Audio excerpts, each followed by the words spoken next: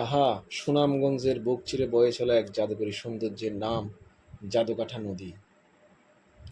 এই নদী যেন শুধু পানি নয়, এ যেন হাজারো গল্প, শত অনুভব আর মেঘ সূর্যের খেলা। নদীর একদিকে ভারত, অন্যদিকে বাংলাদেশ, মাঝখানে স্বচ্ছ নীল জলরাশি। জল এমন স্বচ্ছ যে নিচের পাথর পর্যন্ত দেখা যায়। চারপাশে পাহাড়, সবুজ আর আকাশের প্রতিচ্ছবি। মনে হয় এক অপার্থিব রাজ্য। ওহ জাদুকাঠা, তোমার প্রেম আমি সত্যিই মুগ্ধ। আপনারা যদি এই জাদুকাঠা নদীতে আসতে চান, আপনাদেরকে প্রথমে সুনামগঞ্জ শহরে আসতে হবে। সেখান থেকে আপনারা হাউস বুটে করে এই জাদুকাঠা নদীতে আসতে পারবেন। নদীর পাশেই রূপকথার মতো আরেকটি জায়গা আছে, সেটা হচ্ছে নীলাদ্রি লেক, যাকে বলা হয় বাংলার সুইজারল্যান্ড।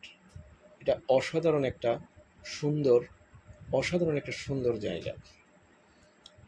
আপনারা এই হাউস বুটে করে এই নীলাদ্রি লেকে আসতে পারবেন এবং এই লেকে আসলে আপনারা মুগ্ধ হবেনই, আপনাদেরকে বিফলে যাবে না। এই হচ্ছে সেই নীলাদ্রি লেক। নীল জলে আকাশের ছোঁয়া, এক প্রশান্ত অপার নীরবতা, যেন প্রকৃতি আপনাকে জড়িয়ে ধরে বলে, আর কোথাও যাওয়ার দরকার নাই, এখানেই থেকে যাও। এখানে আসলে মনে হবে জীবনটা কিছু সময়ের জন্য থেমে গেছে। থাক না, এখানেই বাকি জীবনটা কাটিয়ে দিই। এখানে এসে সময় থেমে যায়, চোখ বুঝলেই শুধু শান্তি, মন জুড়ে শুধু প্রশান্তি। সুপ্রিয় দর্শক, আমার ইউটিউব চ্যানেল মোসাফির থেকে আমি এসেছি এই রূপকে ধারণ করতে। এরকম আরও অনেক না দেখা সৌন্দর্য, আবেগ আর গল্প নিয়ে আমি এগিয়ে যেতে চাই আপনাদের সঙ্গে, আপনাদের ভালোবাসায়।